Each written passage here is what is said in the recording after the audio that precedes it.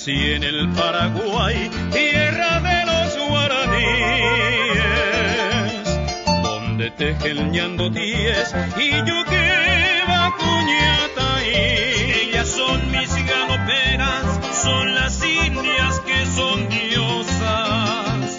En sus trenzas llevan rosas y pipoija y perandí.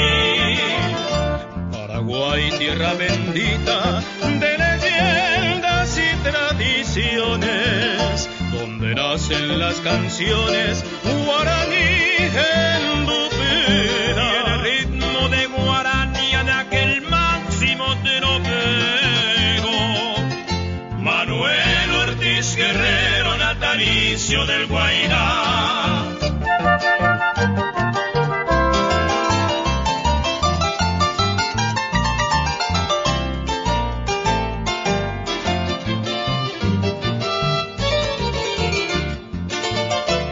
Nací para cantar a mi tierra paraguaya y al orgullo de mi raza, Humaitá y Cerro Corá. Paraguay tiene su historia que asombró al mundo entero.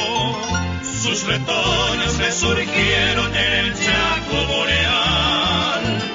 Yo nací en el Paraguay y en su seno hay un tesoro, virgencita azul y oro, Tupaseca Acute. Tiene dos lagos divinos, Pacaraí es un paisaje, y entre su denso boscaje, Poao, mi paité.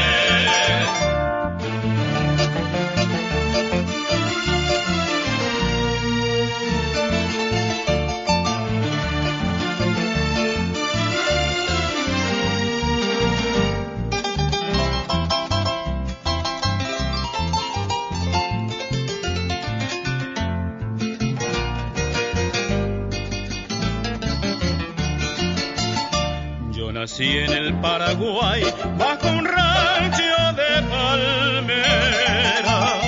Soy bohemio por doquiera, baracante Cheirú. Cantaré eternamente porque soy un pregonero. Y cerrar mis ojos quiero de mi tierra guaraní. Y cerrar mis